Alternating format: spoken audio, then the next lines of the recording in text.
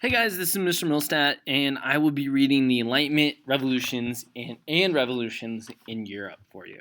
So here we go. During the 1600s and 1700s, Europeans began to use the scientific method and reason to solve scientific and social problems. In the late 1700s, new industries began to transform Europe's economies, while political revolutions boosted democracy. During the 1800s, new nation-states formed in Europe.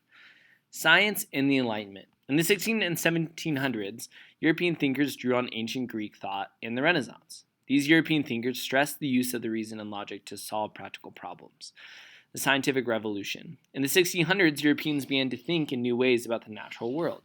Isaac Newton used the scientific method, which used practical tests, logic, and reason to determine the truth.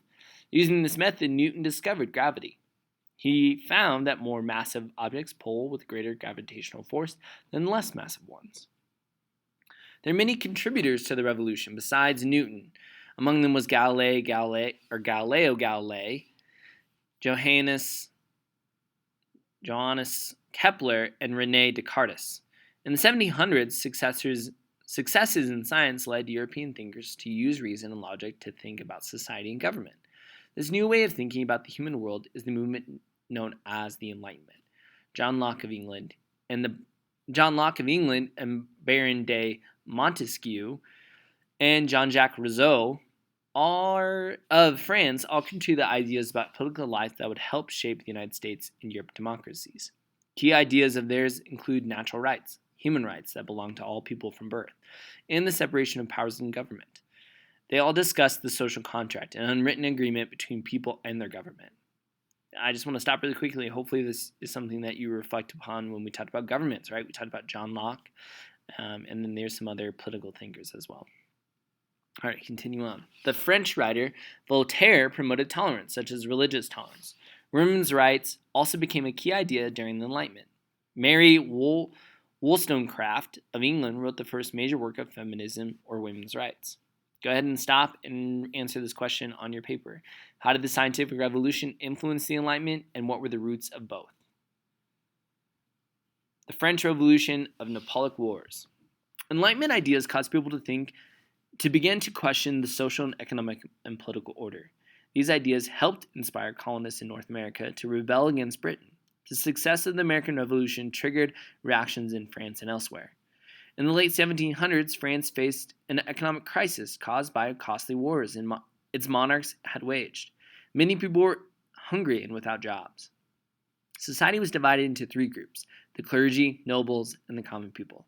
The first two groups were wealthy and powerful.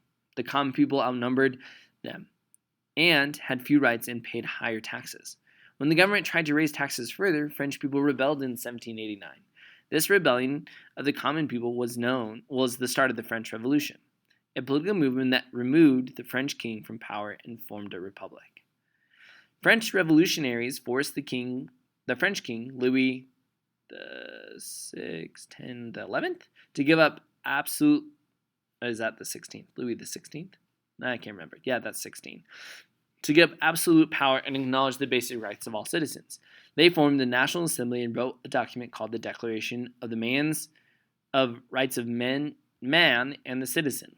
The document influenced by Enlightenment ideas and the U.S. Declaration of Independence. Other European powers declared war on France to try to restore the French king's absolute power. Radicals, known as the Jacobins, then took control of the French government. They killed the king, many French nobles, and anyone else who opposed them.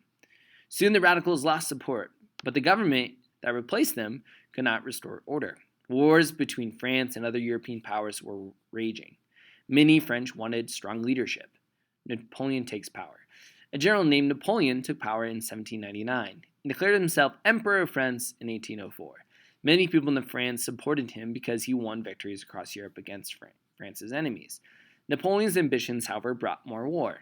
Napoleon built an empire that covered most of Western Europe. In 1812, he invaded Russia. There, his army faced defeat in battle and were caught in a bitterly cold Russian winter without proper clothing or supplies. Many of his soldiers died from the effects of cold and disease. In 1815, he suffered a final defeat by troops from Britain and the German kingdom of Prussia.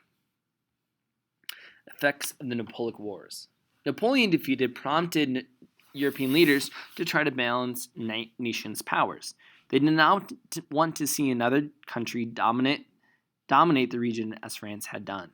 These leaders tried to restore the old order of monarchy across Europe. They placed a king back on the throne of France.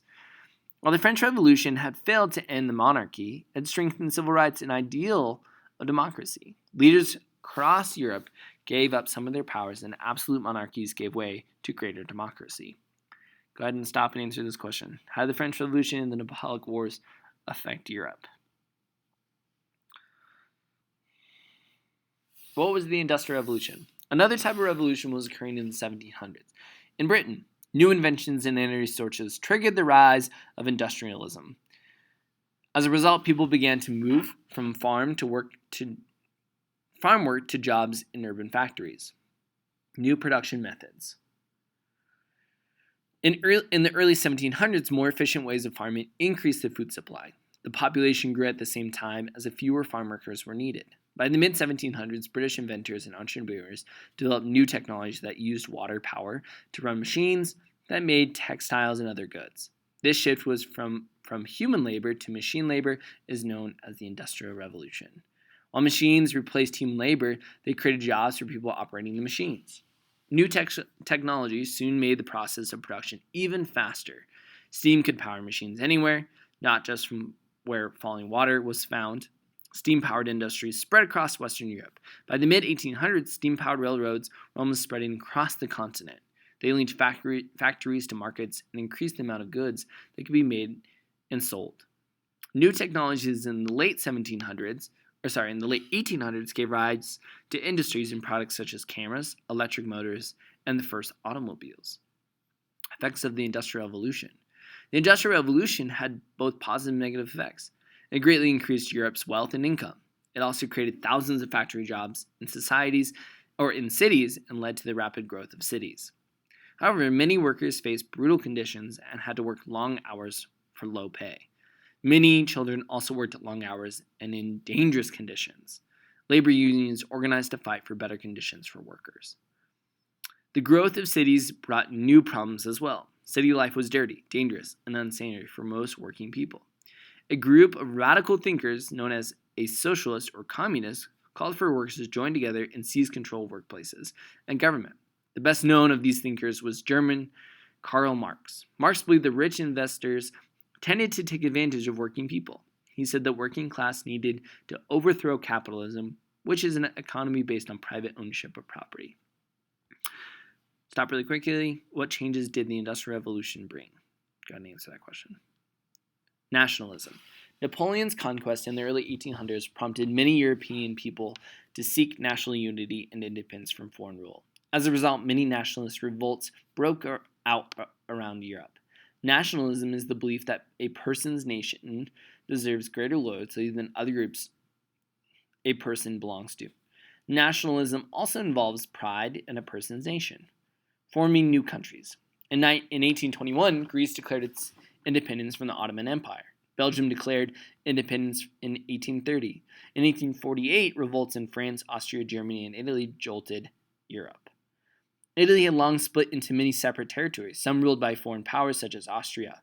Nationalists there mounted a successful movement for independence and unification, and the country was finally united in the mid-1800s. Meanwhile, Prussia's Prime Minister, Otto von Bismarck, worked to unify Germany under the Prussian leadership through diplomacy and war. In 1817, King William I of Prussia became the Emperor of the United Germany. The independence of Greece and the unification of Germany and Italy inspired nationalists across Central and Eastern Europe. They hoped to gain independence for their countries from the Habsburg, Russia, and the Ottoman Empire. So how did nationalism take hold in Europe in the 1800s? Answer that question, please. Democratization. Whew. The spirit of the French Revolution lived in Europe during the 1800s. In Western and Northern Europe, a growing number of countries gained elected legislators. At first, only affluent men were allowed to vote, and elected legislators were often less powerful than the monarchs. By the late 1800s, the vote had been expanded in many countries, and legislators gained power. By the late 1800s, many countries of Northern and Western Europe were true democracies. Many were constitutional monarchies, while France was a republic with no king. Britain saw an increase in democracy too. A series of reforms in the 1800s made Parliament more representatives of the whole country and increased the powers of the elected House of Commons relative to the House of Lords, representing unelected bishops and aristocrats. These reforms also expanded the vote to more of the male population. Again, how did Europe become more democratic? Answer that question, please. Imperialism. Growing industries needed access to resources and markets for their goods. Nations sought new colonies to satisfy their needs. Nationalism fueled competition for foreign lands and resources. By the late 1800s, European nations controlled much of the world. Causes of imperialism. European imperialism was a policy of building an empire through a conquest. Europeans believed that they were superior to other people and claimed that spreading European culture would civilize other peoples. Africa, Asia, and Latin America were rich in resources and had millions of potential customers. For European business resources. Advanced technology and weapons allowed Europeans to conquer those regions, carving up the world. Britain built an empire in India and planted colonies in Africa, Australia, and Southeast Asia and the Pacific. France conquered areas of Africa and Southeast Asia as well. Portugal, Spain, Belgium, and the Netherlands, Germany, and Italy all seized lands outside of Europe in the push for colonies. Go ahead and answer, why did European nations compete for areas of Africa and Asia in the 1800s? Great job, guys. This should conclude the reading on Enlightenment.